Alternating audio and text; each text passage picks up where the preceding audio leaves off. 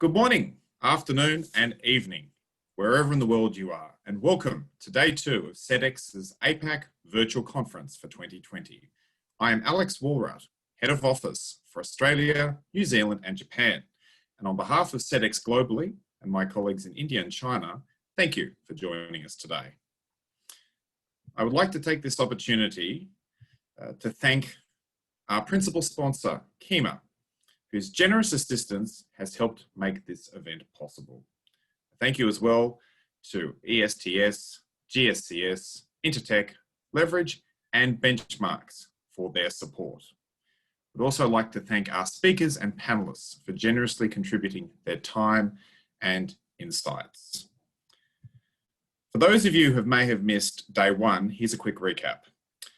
Initially, at first, Simon McCallum, our CEO, reflected on Sedex's 16-year history of responsible sourcing and provided an update on what's next for the platform and organisation. We then heard a variety of perspectives on why responsible business matters during a panel discussion that referenced ethical sustainable governance, the UN SDGs, and consumer public sentiment. To finish day 1, we had a panel discussion on the practical aspects of implementing responsible sourcing and responsible business in supply chains. If you missed any of these sessions, they will be available later to be viewed on YouTube and other mediums. And now, for our opening keynote of day 1. As you may be aware, in 2018, Australia passed its own version of the UK Modern Slavery Act, with first statements due for certain entities by the 31st of December this year. To reflect on this, it is my very great pleasure to welcome Jessica Casben, Director of the Modern Slavery and Human Trafficking Branch, the Australian Border Force. Jessica will share her observations on implementation and broader progress of Australia's Modern Slavery Act. She will also discuss areas for potential improvement and the general direction of the Australian Border Force's activities in this area. Jessica, welcome, and thank you for joining us.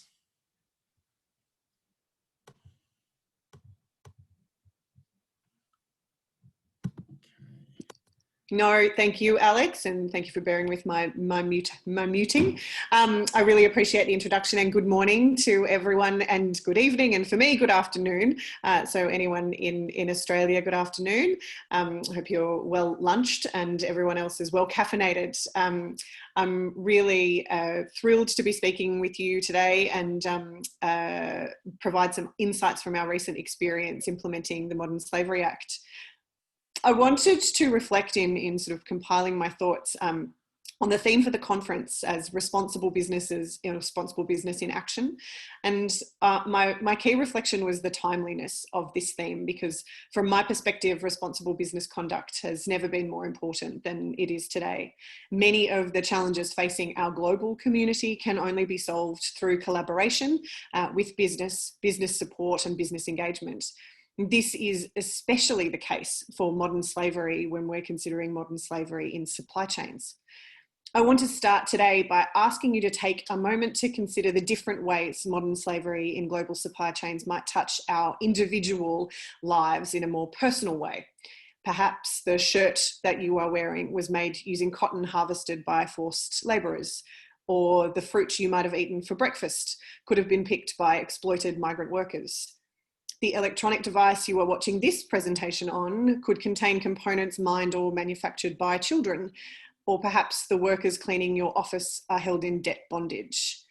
I think it's important to reflect when we're talking about modern slavery in supply chains, which is something that can sit at a very high level and outside the personal impact, to think about the deep embeddedness of modern slavery in the global economy and the personal impacts that it can have on us as consumers and on the victims of modern slavery.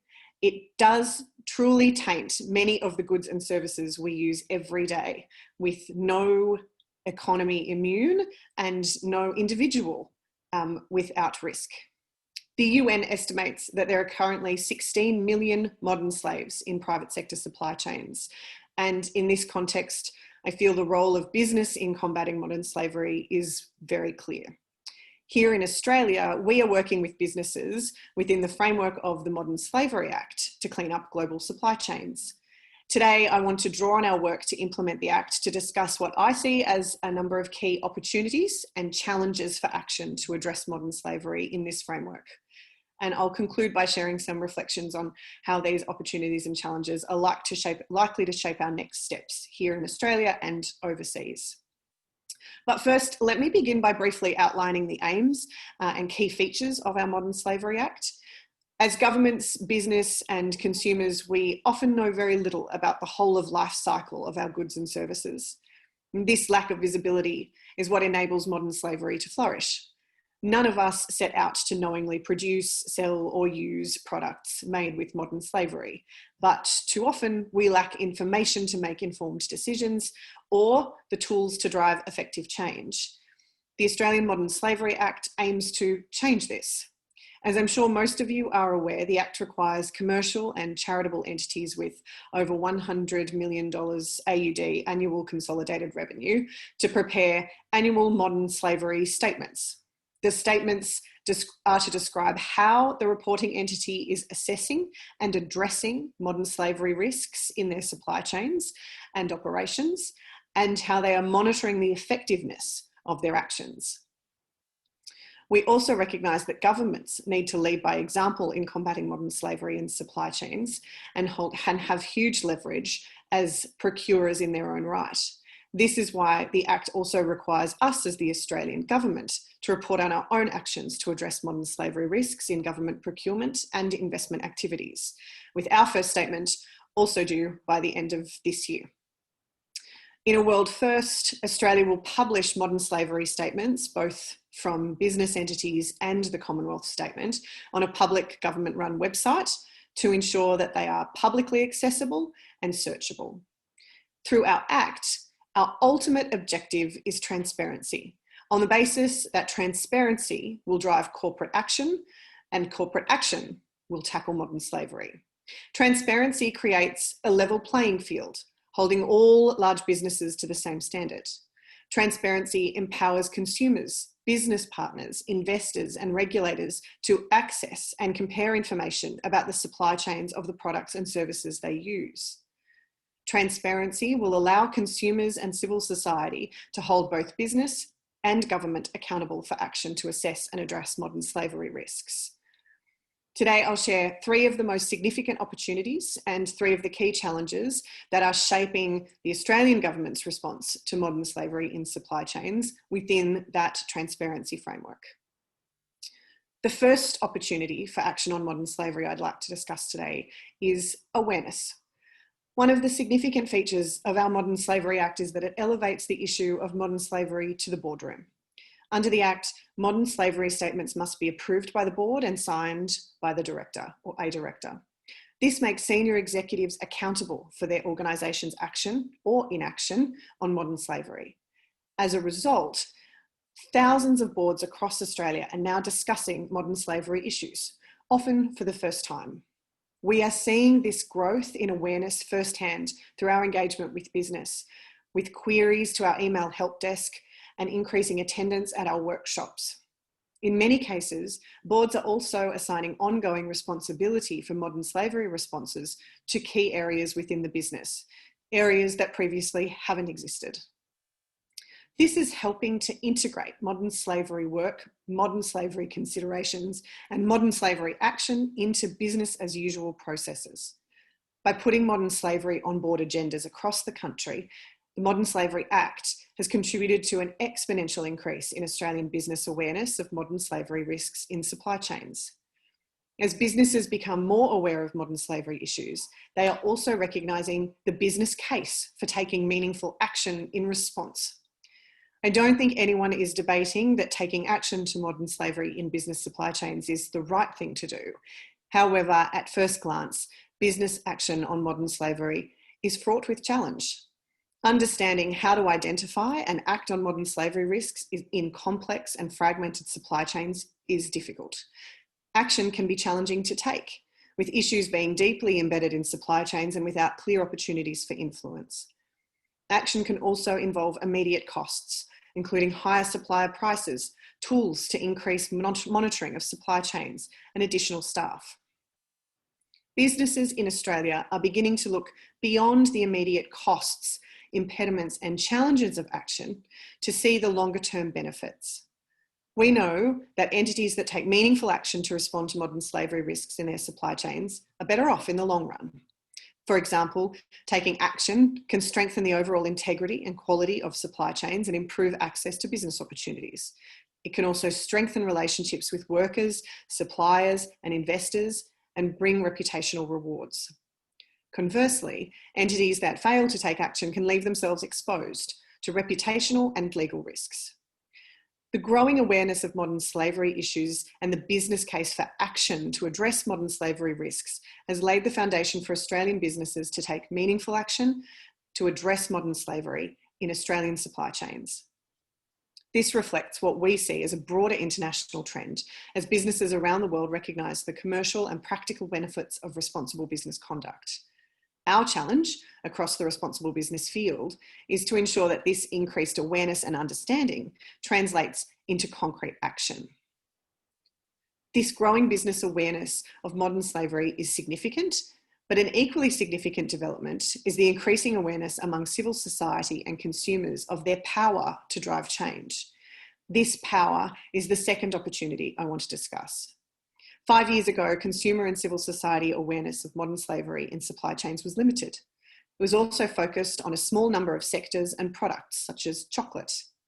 Today, civil society and consumers are increasingly aware of how modern slavery taints many of the goods and services we use every day, and they are using their voices to push for change. In Australia, many consumers are no longer passive bystanders. They understand how their purchasing habits can drive business action, and they are increasingly willing to use their purchasing power to support change. We are seeing this trend play out over a range of issues, such as single-use plastic, as well as modern slavery. Civil society organisations are also increasingly aware of the power of reputational risk and reward to shape business behaviour. For example, civil society benchmarks are now a prominent part of the business and human rights landscape. We want our Modern Slavery Act and similar legislation overseas to turbocharge this growing consumer and civil society focus on modern slavery. Consumer engagement and civil society scrutiny are engines with the potential to drive significant and lasting change to business practices, but both these engines rely on information to function. Consumers cannot make informed purchasing decisions if they have no options to inform themselves. And it can be difficult for civil society organisations to evaluate businesses' modern slavery responses if there's no consolidated information about what these responses include. This is where our central online register of modern slavery statements is critical to our overall objectives. In the coming weeks, we plan to publish the first tranche of early submissions of modern slavery statements, approximately 100 or so, on our online register. By the end of next year, we expect the register will house thousands of statements, all freely accessible, fully text searchable, and easily comparable.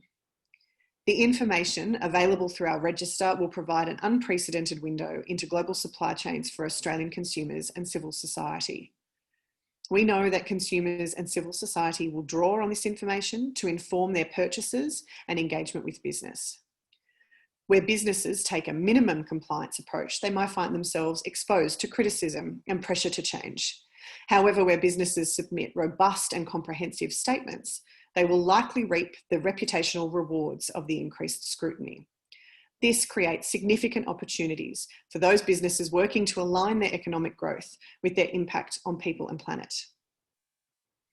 The implementation of our Act has also highlighted a third opportunity for business action to combat modern slavery: collaboration. Modern slavery in supply chains is not an issue that any individual business can tackle on its own. Collaboration is the key to an effective response. Collaboration between businesses, between business and government, and between business and civil society. The opportunities for business-to-business collaboration are greatest when modern slavery is seen as a pre-competitive issue. By working together, businesses can share expertise and good practice, increase their leverage with suppliers, and pool resources and learnings. We are pleased to see that the Act has provided the impetus for Australian businesses to collaborate to address their modern slavery risks in their supply chains. For example, over the past 2 years, we have seen multiple industry bodies established and establishing working groups on modern slavery. This includes the property, banking, clean energy, construction, mining, and university sectors. Organisations like the Global Compact Network Australia have also established cross-sectoral modern slavery communities of practice to drive good practice, awareness, and understanding. Importantly, we are also seeing businesses collaborate to engage with their suppliers. Last year, a group of Australian mining companies developed a standardised supplier questionnaire on modern slavery, which is available online. The property industry has also created a supplier portal to allow multiple businesses to access information about shared suppliers. As well as business-to-business collaboration, the Act has also facilitated collaboration between businesses and government. As government, we consulted closely with business and civil society to develop the Act, and that collaboration has deepened in implementation of the Act. Since the Act entered into force, my team has collaborated with businesses to develop guidance material, arrange workshops, and identify areas where further government engagement and support is needed. For example, in May this year, we created the Modern Slavery Expert Advisory Group, which brings together 23 business and civil society experts, 2 of which are speaking at this conference. Australian businesses' focus on collaboration to tackle modern slavery is leading to real results, but it is still in relative infancy. Going forward, we want to see this collaboration expand and deepen. In particular, we look forward to seeing greater collaboration between business and civil society. Civil society organisations can sometimes be best placed to understand modern slavery risks on the ground and to engage directly with vulnerable workers. As governments and businesses, we need to do better at leveraging civil society's expertise to inform our actions and work together. We also want to see businesses drawing on lessons learned from collaboration on other responsible business issues, such as environmental protections. Whilst our work to implement the Modern Slavery Act has demonstrated many opportunities for action and development in the modern slavery space, including business awareness, growing consumer and civil society power, and collaboration, our work has also highlighted the challenges many businesses face in tackling modern slavery in their supply chains. Perhaps the most significant challenge for many businesses is understanding their supply chains, understanding the modern slavery risks, and understanding how to act in response. Although business awareness of modern slavery has significantly increased, our experience is that many businesses need to do considerably more to improve their understanding of their supply chain and their risks in those supply chains. Today's supply chains are more complex, faster moving, and significantly more difficult to trace than ever before. Here in Australia, the Modern Slavery Act has exposed the limited visibility many Australian businesses have of their supply chains and limited sphere of vision in conceiving of their operations. Indeed, our engagement with the Australian business community suggests that few entities have clear visibility of their supply chain beyond Tier 2. As a result, many entities are still working to build an accurate picture of their supply chains. This limited understanding will impede businesses' efforts to understand where the modern slavery risks may present. We also find that some businesses are struggling to understand the concept of modern slavery risks. In particular, many businesses still define modern slavery risks in terms of risk to them as a business. In order to truly tackle modern slavery, businesses need to frame thinking and evaluation of modern slavery risks in terms of the risk modern slavery poses to people in their supply chains. Our engagement with the business community also suggests that businesses often fail to understand that they can themselves be responsible for contributing to modern slavery risks in their supply chain. For example, we know that short lead times, requirements for lower prices, and unpredictable order patterns imposed by businesses at the top of supply chains can correlate with higher modern slavery risks lower down in supply chains. Businesses can only contribute to stopping modern slavery if they first understand that they can be, might be, and how they are part of the problem. We need to work with them to build this understanding. One of the key ways businesses can improve their understanding of their supply chains and modern slavery risks is, in our view, through engagement with their suppliers. This engagement is the second challenge I want to discuss. When done well, supplier engagement can help to push down awareness and understanding of modern slavery deep into supply chains and open up two-way conversations between customers and suppliers. On the other hand, poor supplier engagement can provide a false sense of security about modern slavery risks, drive problems further underground, and sometimes see relationships break down to the point of contractual termination, which can itself further entrench underlying modern slavery risks and realities. As government, we want to see businesses taking a risk-based, targeted approach to supplier engagement. This involves businesses clearly and consistently communicating their expectations to suppliers. We also want businesses to recognise that suppliers have differing capacities and abilities to respond to modern slavery risks. For example, a small family-owned farming business cannot be expected to respond to modern slavery risks in its supply chains in the same way as a multinational agricultural company. Many of our supply chains include small entities, sole traders, and family businesses, perhaps lower down in the supply chains. We need to be able to tailor communications to ensure we are working with these smaller businesses, supporting them to act ethically and with understanding of the risks, not alienating them. We do not want to see businesses taking action that outsources responsibility for compliance to their suppliers or de-risks their relationships by ending risky supply arrangements. For example, in some cases, we are seeing businesses asking suppliers to sign template statutory declarations declaring that they and all their suppliers are slavery-free. In others, businesses are including modern slavery clauses in standard supplier contracts, but not further engaging with suppliers in the implementation and monitoring of those contractual clauses. In our view, outsourcing compliance to suppliers in this way doesn't support the objectives of the Act and will not ultimately address supply chain risks.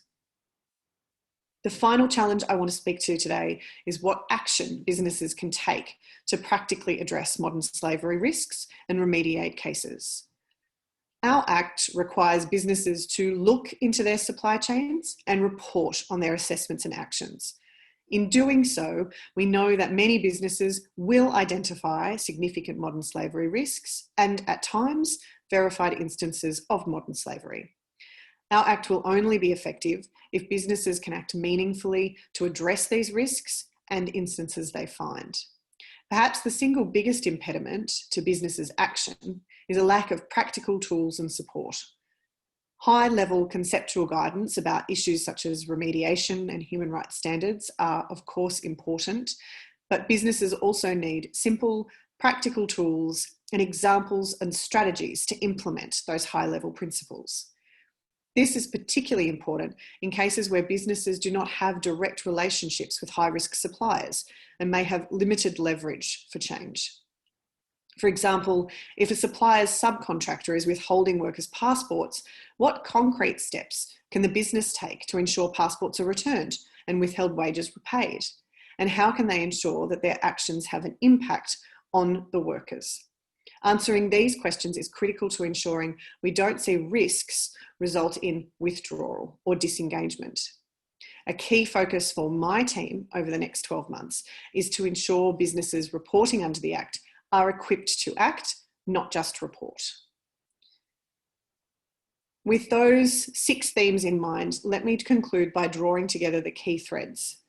Legislation like our Modern Slavery Act has highlighted the opportunities for business action on modern slavery. These include growing business awareness of modern slavery and the case for action, increasing consumer and civil society power to effect change, and collaboration between stakeholders.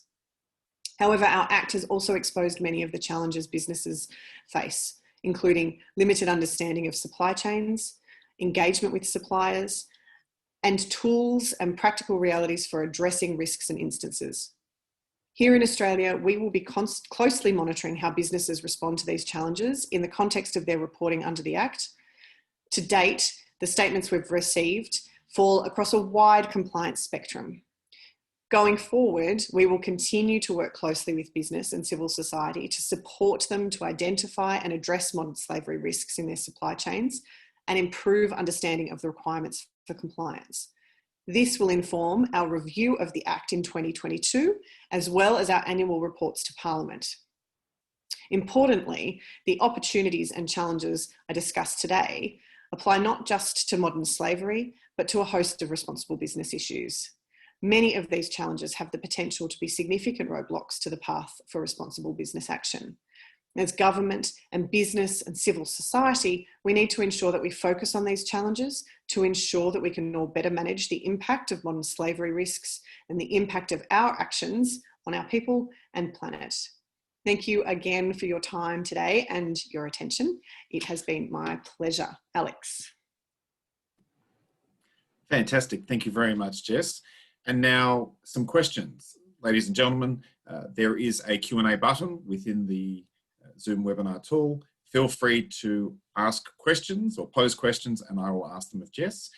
Whilst you're thinking of your questions, if I could start, Jess, what are the common questions you're seeing from businesses both domestically and internationally around Australia's Modern Slavery Act? I'll start with a really straightforward question. So a pretty common question is about interrelationship between modern slavery reporting requirements across jurisdictions. So that's obviously businesses that are working or engaged in California, UK and Australia, looking to see how they can harmonise their reporting across disparate legislative requirements. Whilst it's a straightforward response on our part, it's not necessarily the one business wants to hear, but there's not necessarily a single easy way to harmonise because there are some quite different requirements under each Act. I think one of the things we've seen is that businesses looking to use their statements from either the UK or California don't meet the Australian compliance requirements because we have legislation that most precisely maps out criteria, mandatory criteria that need to be covered, whereas the other two frameworks don't have the same rigidity. So whilst it is possible to do a one statement fits all approach, it would be a bit of a mesh of all of them. It's not like you can just look at the Australian one and say, well, it's the only one with mandatory criteria. If I meet it, then I've met the other two. There are always sort of unique balances in each, and it requires a little bit of interrogation across the frameworks. Something that's less of a straightforward question is about what next, which is really exciting to hear. If not a little daunting when we're not even at the first reporting deadline, but a lot of businesses are already thinking about, well, what do we say in the next modern slavery statement? And in particular, how do we ensure that we are developing and improving? And I am really heartened to hear that is where businesses are coming from. And I think in the work that we've also been doing and my team's been doing in developing the Commonwealth Modern Slavery Statement, we've similarly been struck by those questions because you're conscious that what you're saying now sets up your framework for next year and ongoing years. So you want to be able to be as robust as possible and be able to reflect on this modern slavery statement meaningfully in the next one. So I understand the genesis, but again, it's not really a one-size-fits-all response. And what we find ourselves saying is it depends on where your business is at. If your modern slavery statement this year is very much, we are at the 0 point, we had never considered this before, we do not know our supply chains beyond tier 1, then development and next steps next year will be, okay, I'm interrogating further and now I understand and I've taken these steps to address my initial learnings. If on the other hand, we do see some statements where companies have a really sophisticated understanding of supply chains, very deep into their supply chains, and have strong policies that they've worked with suppliers and pushed down through supply chains, then their next steps are going to look so fundamentally different to those businesses that are starting from zero. So it's really got to be fluid and flexible and tailored to each individual business. Fantastic, thank you. And so for entities that aren't in Australia or may not be aware of the details of Australia's Act, where would be a good place to start for them to get a good overview of the Act? Sorry, I just, you cut out just a little bit at the very beginning. I've got the where would be a good place to start, but I'm not sure on what. No worries. If you're not an Australian business and you're just hearing about this for the first time, yes, where would be a good place to start to get up to speed with the Act? Two places, and I think we were talking earlier, Alex, that if we run out of time on questions, we're very happy to take some on notice and provide responses through you to attendees. But equally, I'll say here, I'll provide you with a list of resources or links, if that helps, that relate to questions we respond to. But the two core sources for us would be the Department of Home Affairs Modern Slavery website, which is sort of a higher level snapshot of all of the work being done in the modern slavery context, and includes that sort of pre-Act implementation and early implementation. And then the register itself. So the register has a number of guidance materials, tools and resources, as well as the statements that will ultimately be uploaded. But together, those two websites really do provide a bit of a one-stop shop. Great, thank you. So what are you seeing in terms of maturity level from businesses at large? A comprehensive range, as much of a range as you could expect, I think. There is some really deep maturity from probably unsurprisingly Australian businesses and larger Australian businesses. There are instances of definite, like very much infancy stages, but really strong demonstration of attempts to grapple with the issues, to understand how they interplay with that business's operational model. And then, I mean, equally, it really is the range you could paint of all possibilities. But you're also seeing examples of relatively mature understanding of the issue and the risks, but a simplified or I'm not going to say it's not ineffective, but a piecemeal approach to sort of considering effectiveness and actions and the sort of addressing criteria. So there can be maturity in some aspects and infancy in others. There can be examples of absolute embryonic stage, and that's still fine. Like at the moment, I think we recognise that this will be a learning process and a living process, and we will see businesses develop at their own pace. But I'd rather see an embryonic sort of maturity level and a statement than a complete disengagement with the issues at all. Fantastic, thank you.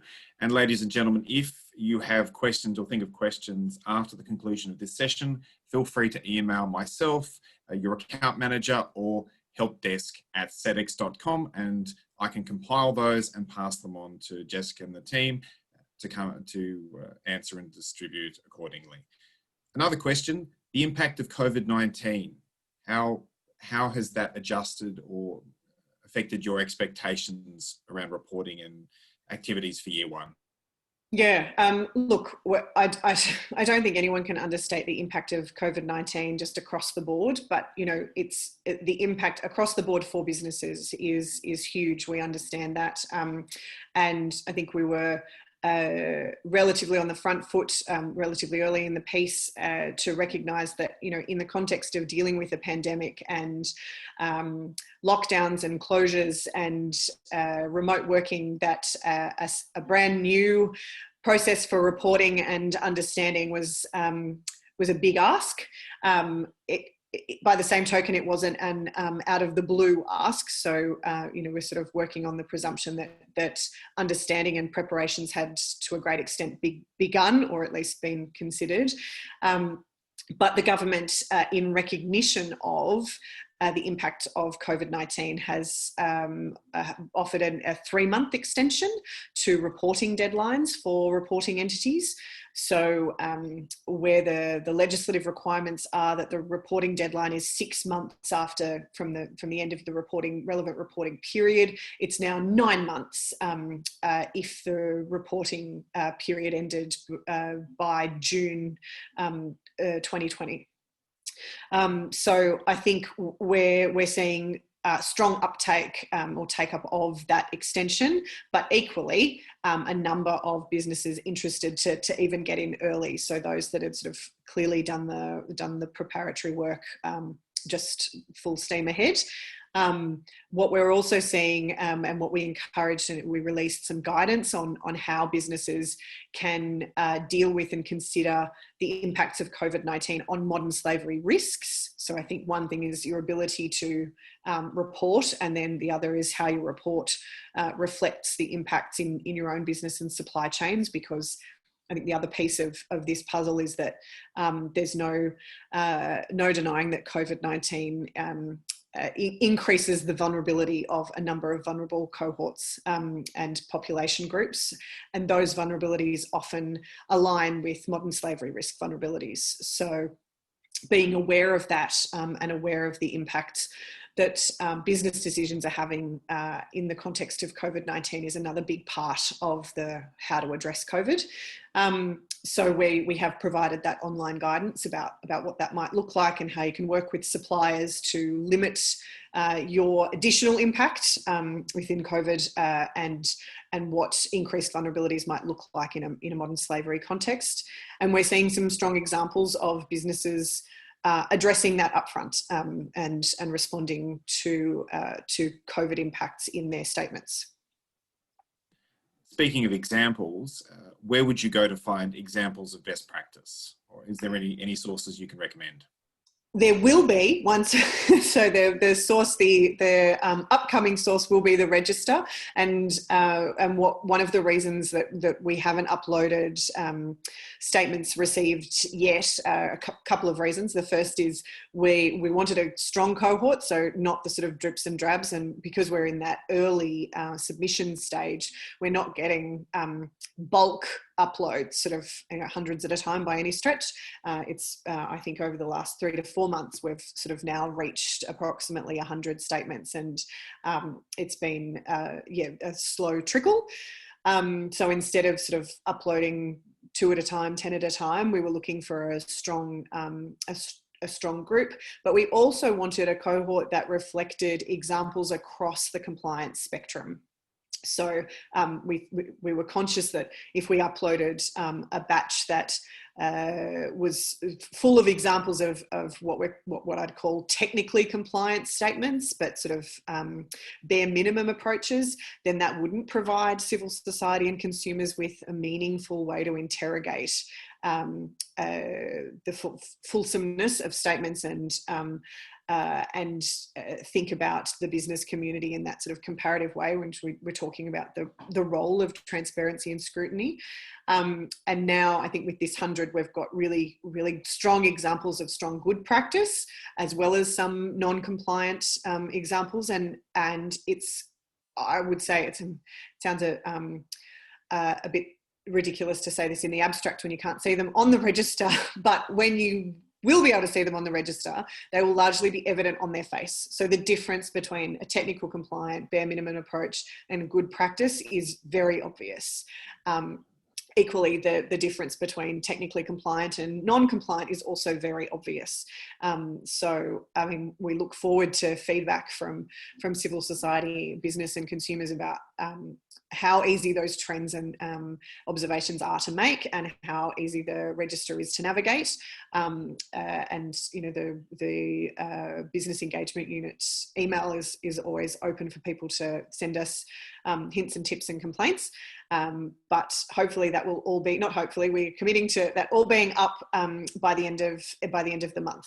So things should be able to be interrogated in November. Fantastic. I'm certainly looking forward to reviewing some of those statements. Now, speaking of statements, are there any penalties for non-submission? No, the Act does not have penalties for non-submission, and we considered penalties when we developed the Act, and at least for now, this introductory initial period, there are no penalties. The compliance framework at this stage is more. The minister can identify entities that have failed to report, or and that's something that we'll consider as we go on, noting that we have not actually reached a deadline yet. The deadlines are also have shifted slightly because of COVID, and so we will sort of wait for a period to run before we consider what compliance action might look like. Something else we're conscious of is that, you know, this is giving some flexibility to businesses, not just in the context of COVID, but in this, you know, recognition of a brand new scheme, a brand new framework, and learning and working together. So we're certainly not in the business of just coming down sort of irrationally hard, but we'll just have to read the room to a great extent, and we're not there yet on the cohort submitted so far. Understand. Can you talk about, you know, drives to or intergovernmental efforts towards harmonisation or interstate, particularly with New South Wales legislation? Obviously, it's been passed but not enacted, and I believe there's legislation working through the Tasmanian Parliament. So, what are your thoughts on those trends? Look, we're excited to see states and territories implementing their own legislation, particularly if they see areas that they want to target for specific reasons. Also, if they capture state and territory governments in reporting, that's great. The state and territory governments aren't captured under the Commonwealth legislation, so that's, you know, a development if they're essentially self-capturing. We are very keen to harmonise. We are not in the business of creating duplication for businesses or unnecessary regulatory burden. By the same token, we want harmonisation to be effective, and the objectives of our Act to still be met, depending on what, you know, despite harmonisation efforts, or strengthened because of harmonisation efforts. So we are establishing our own sort of working group or forum between state and territory, modern slavery and procurement officers with federal officers, so that we can talk about practical implementation of the federal modern slavery risk assessments and tools in the state and territory context as well, and looking to reflect on the federal legislation as it interplays with any state and territory legislation. But to a great extent, we will be led by states and territories and engage with them very closely and ready, willing and able, but we will respond to their needs and objectives. And I guess the first question is, do we have the same objectives? And then how can we best harmonise to make sure they're met? Excellent. And so, talking about remediation, if businesses are concerned that because of the difficulty in finding it, that they may miss it, what are your thoughts around that? And also, efforts around remediation? If people do find incidences of modern slavery, what would you recommend they do? How should they go about, and who should they raise it with? This is actually something that we're considering ourselves, and so I touched on it in my remarks. But we know at the moment, I guess we're conscious that it's more guidance and understanding is high level, and we are asking ourselves exactly the same question, and particularly in the context of the Commonwealth Modern Slavery Act, asking exactly the same questions, like if and when we identify instances, what can we do? We are at this stage really conscious that that question will turn on the facts of each instance. So there isn't at this stage an obvious one-stop shop answer, because it would depend on the sector, it would depend on the region, it would depend on the size of it would depend on the victims. But ultimately, our overarching principle, I think we all understand this, but is we want to act in the best interests of the victims. And if that is our primary goal, then that's excellent. And that's what we should be working to, and that's what we should be reporting on, and that's what we should be looking to implement. Considering where you find these risks will also inform whether or not you seek to engage with law enforcement. There are sort of who do you call really turns on where you are, and again what you're finding. For Australia, we would be turning to the AFP. We would be using the enforcement resources and support resources available in the Australian context, which is closely linked to law enforcement, but the same frameworks aren't necessarily available across the globe, and so it might be that in one instance civil society is actually the best place to turn for support and assistance, engaging with victims and supporting victims, but that is very much going to be case by case by case. Ultimately, I guess, and I think I probably harped on this in my remarks, but ultimately the last thing we want to see is slamming the door and walking away from the supply relationship because the risks have been identified and even the instances have been identified, because what we're most acutely aware of is, when we're talking about poverty and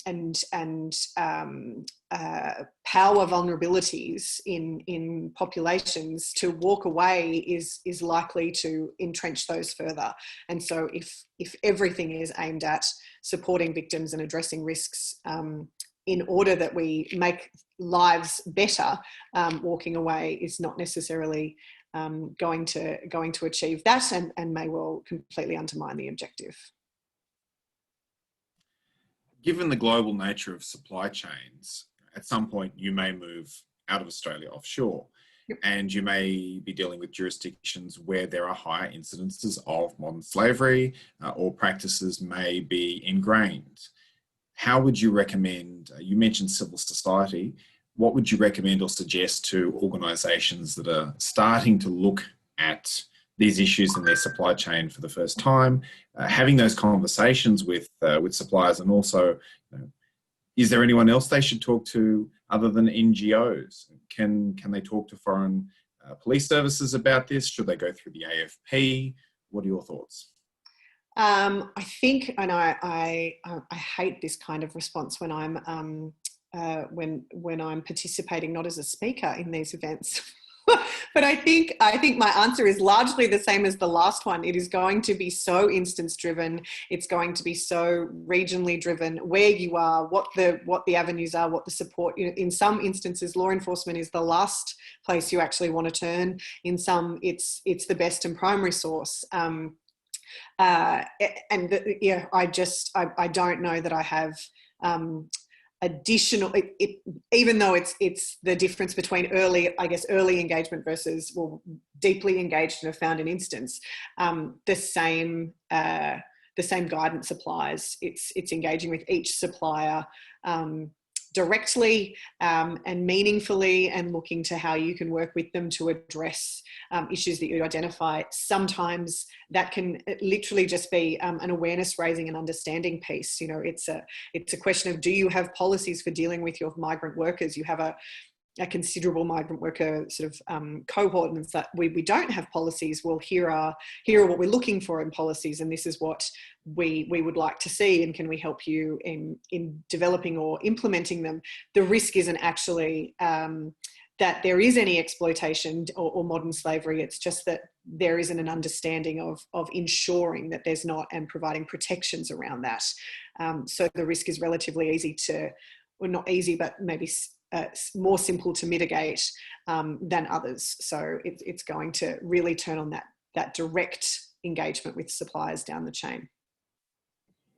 Fantastic. The other thing, I mean, sorry, I'm just conscious of NGOs, yes, civil society, but as far as other resources and other bodies for information and guidance, ILO and IOM have resources available. Obviously, NGOs equally have resources and guidance materials, but international organisations as well are a really good resource. And the domestic environment that you're working in, even if it's not the environment in which you found the risks, like the UK has resources, Australia has resources, if that's where your business is also doing business, equally look to those foreign government jurisdiction resources as well. Fantastic. And to close, final thoughts? For me? Yes, indeed. I'm just excited. I think I don't think we can say we're any longer at the precipice of something. I think that definitely, that horse bolted when we actually had the Act implemented. But, and again, I feel this is maybe unfair when I'm talking about a register that currently doesn't have any statements for you to look at. But as someone that has seen them and is waiting to press upload, I really am excited about where we are in Australia and what that means for where we are globally, because I think, you know, when we're talking about doing business in Australia, we capture so many entities. We are going to be looking at so many global pit stops on supply chains, and it's going to be information overload in the best possible way. And I just can't wait to see what civil society does with it and business does with it, and everything that comes off this first year. Fantastic. Thank you very much. Ladies and gentlemen, thank you very much, Jessica Casben, the Director of the Modern Slavery and Human Trafficking Branch of the Australian Border Force. Thank you very much for joining us today. Ladies and gentlemen, if you have any other questions, and I know that there were a few questions that weren't answered, we will compile those, send them over to Jess and the team, and then distribute them. So once again, if you'd like to email your account manager or helpdesk@sedex.com or myself, we can get those over to Jess. And now, ladies and gentlemen, if you would like to close this session, go back to the event page and then join the next session, which will be starting in a few minutes. Thank you again, Jess. Have a great afternoon. Thanks, Alex. Bye.